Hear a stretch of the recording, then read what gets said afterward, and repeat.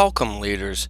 I'm Paul Bogas, one of the instructors in the Supervisory Refresher course. When students attend this course, they're required to complete a team exercise assignment, and many of those students wish to hold their synchronous team meeting in DCO but don't know how to build a DCO classroom like the ones that we use in our webinars. What I'm going to do in this short tutorial is walk you through how to exactly set up your DCO classroom so that you can hold your team meetings in DCO similar to how we hold our webinars. This video assumes that you already have a DCO account. Once you have your account and you log into DCO, you'll come to this page that you see here. As you can see, everything's laid out in a pretty simple format. The first thing we're going to do is we're going to click on Create a Meeting here in the center of the screen. Once you've clicked on Create Meeting, you come to this screen here. For the purposes of this tutorial, we're just going to use a bunch of test messages to build the room. When you create your room, you're going to want to use something that makes sense and that is simple, because not only are you naming the room, but you can also personalize the URL to make it easier to remember for you and your teammates. For us today, I'm simply going to name my room SRC Team Exercise Room. You can see that I've now named my room.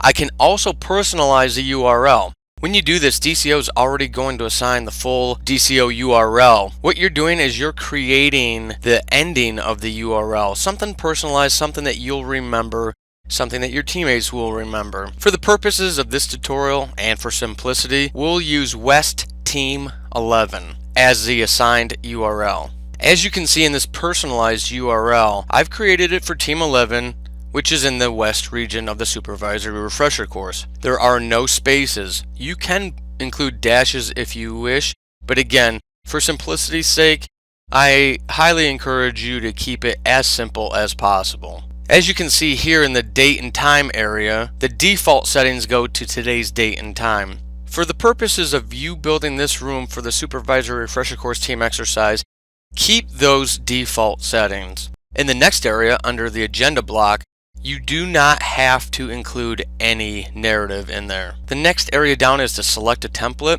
If you've never built a DCO room before, you'll have nothing in that area. If you have created other meeting rooms, you may be able to retrieve those old templates and build a room based off of those. For this video, we're just going to keep the default meeting template active. And lastly, you can see one of the last check boxes at the bottom says to make it public. Your teammates will not be able to see, search, or find this room if you do not make it public. Clicking it to make it active now will not create any headaches for you, so I encourage you to do that. So now you can see that I've actually made my room public already. It doesn't change anything for me as I'm building it, but it's one less step I have to worry about once I do build the room. Once you have this all set up, click the next button to go on to the next step. You can see that the next step is to add participants. I wouldn't necessarily encourage you adding participants. You can keep creating the room without doing that. And here you see DCO confirming that it has successfully completed my room. Once the room has been completed, you'll see this screen here. And you can see registered users, which are Brenda and myself, and accepted guests may enter the room. What that means is just what you see each day when you attend your webinars in the course. You can share this URL here with all of your teammates going to that URL, and they will have to request entry into your room just like you do as students in our classes. So at this point, you need to go build your classroom before you can invite your classmates to attend. I'm going to navigate to my Meetings tab to find this room. Your classroom may be the only thing listed in your meetings. Highlighted on this screen is the classroom that we all just built. You can see that I've got it highlighted in the center block, and that green check mark tells me that it is a public room. So anyone with that URL can navigate to the room and request entry to it, even people not in your team. Down in the bottom corner, you also see the participants, and the URL is over here on the right hand side. Let's say I want to launch my classroom now. I simply navigate over to the URL, click it, and it will begin launching the room. Once your room's completed and you've launched it, this is what you'll be greeted by. You may not need all of this for the purposes of your team exercise. So what I want to do at this point is walk you through how to manipulate your classroom to make it a little easier for you. Unless you're very experienced with using this interface, I would recommend closing anything you do not think you'll need.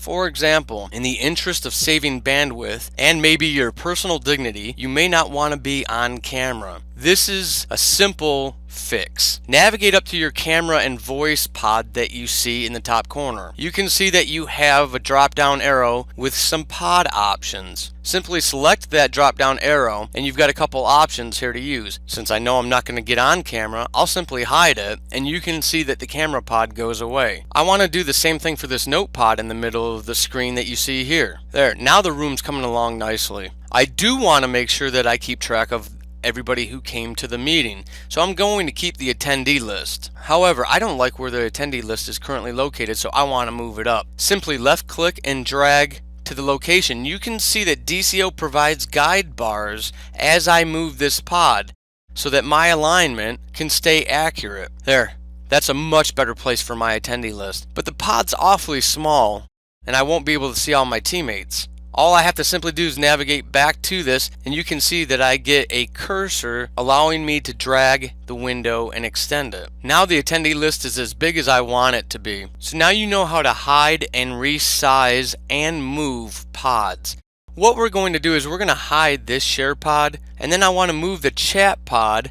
Again, notice where I get the guide bars. The file share will become important as we work on our document. But I don't think I need it to be that big, so I'm going to move that as well. And now I can resize it. And I definitely want to keep that note pod up there. So I'm going to move that into a more useful area. Let me resize my chat pod so that we can have a nice long conversation and none of it gets lost. There, now for the team exercise, that's going to suit my purposes much better. If you're equipped with a microphone, whether it's a headset or not, you can activate your microphone. All of your controls are up at the top here. I want to connect my audio. Since I have not used this room before, I need to connect it. DCO tells me that it wants requests to my equipment and I'm going to allow it. And now when I talk, you can see a couple settings look different. Notice that both microphone icons activate when I speak now. My speakers are also activated, and I can do the same thing for my webcam if I click here. Notice as the host of the DCO room, you see a lot more than you do when you come to my class as a student. Over here on the right hand side, you see a couple different panels. Those are different classrooms that I can switch back and forth to. You may not need those for your team exercise. There's a neat little trick that you have heard me mention in our classes before about side panels, a presenter only area where I can keep things prepared and then drag them into the classroom when I need them. You can do that too as a host. Simply navigate to your meeting tab and scroll all the way down to enable presenter only area. Now you'll know I've got a bunch of new pods off on the right hand side over here. As a host, you can see those, but none of your teammates will be able to see any of those. There, I've sent a welcome message to my teammates that I want to greet them with and then be able to hide again. So I have it prepared in the side and I want to bring it into the classroom for them. Resize it to make it look nice. And when they come into the classroom, they'll see that note. And once I don't need it anymore, I can either hide the pod or I can click, drag it back to the presenter area, and it is gone for my classmates. They can't see it anymore, even though you can see it over there. The presenter area is a neat way to be prepared in the active classroom and have everything ready for use when you need it. Let's look at the file share very quickly. The file share is a neat way for you all to share documents while you're in session. Now remember, everyone has to have hosting privileges in order to upload anything to the file share. So let's say that you are the only host to the room, but you want all of your teammates to have hosting privileges. I don't have anybody in this classroom with me currently, but what I would do is left click on their name. You can see when I left click on my own name, I have a choice to make myself a presenter or even a participant. You'll be able to do the same thing for each of your teammates when they show up to the classroom under the participants list. When they show up there, left click on their name, you'll also see an additional option to make them a host. If you make them a host, though, remember they have full control of the room just like you do. It's not necessarily a bad thing. Again, if everybody's a host, they can go over to the file share and use options like this here, the upload file. That way all of you can share documents and resources live as the session is happening. Let's talk about another trick of the trade before we go any further. Let's say you have a great chat discussion happening, but whoever is recording the team meeting doesn't have the ability or the time to keep up with everything. You can actually email the chat conversation to yourself as the owner of the room and then share that with your classmates as well. Now that I've left myself a chat, we can go up here to the drop down options and we can see that I can email myself a copy of that chat as it happened. Now off on the side you can see that a confirmation is letting me know that the chat was emailed to me. Again, you can use any options you want, so let's walk through those again real quickly. Up in the meeting area, you can set your preferences for the room. You can set up your audio to make sure your mic is coming through loud and clear if you want to. You can also record your session. You'll definitely want to end the meeting once you're done to avoid any problems with DCO closing out the room on you. Now here's the one where you'll spend maybe some of your time. Under the Pods tab, you can see you have many options. One thing I want to share with you is a poll. Let's say that you want to get a quick opinion of your teammates on the fly as you're discussing something. Maybe you want to have a vote on your short-term objectives because you need to narrow them down. Once you highlight over poll, you can see that it activates a new window. I want to add a poll. You can see that the new poll populates in the presenter area. Again, only the hosts will be able to see that. I want all of my classmates to see it, but first, I want to pretty it up before they get a chance to. You can now see that our team in this hypothetical has created 7 objectives.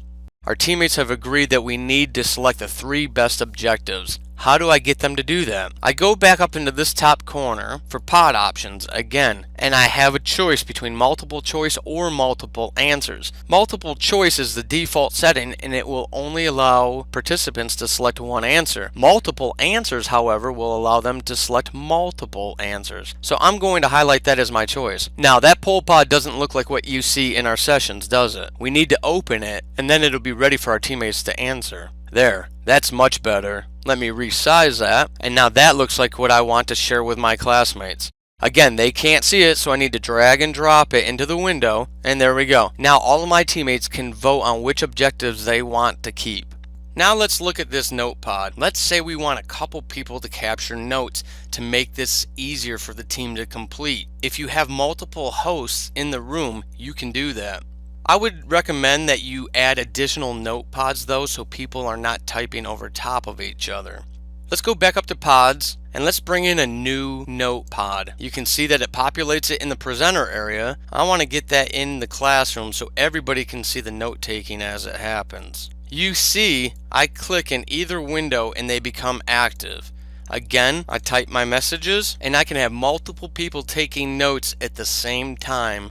Once you've completed your team meeting, again, I highly recommend that you exit the meeting so that you don't have any system problems when you need to re-enter the room at a later date and time. Simply navigate to the meeting tab and end the meeting. You can put your personalized message in here if you want to remind your classmates of the next step, but the room isn't closed until you click OK. Now the room is closed. Even though you made your classmates host during the live session, the only people who have access to this room once it's closed will be the people that you added as participants in the setup. For the purposes of this tutorial, remember that was myself and Brenda. That concludes your walkthrough of how to build a DCO room for your team exercise. Hopefully that helps and makes the project a little more fun and exciting for those of you who prefer this method of doing it. Thank you for your time and viewing, and happy supervising.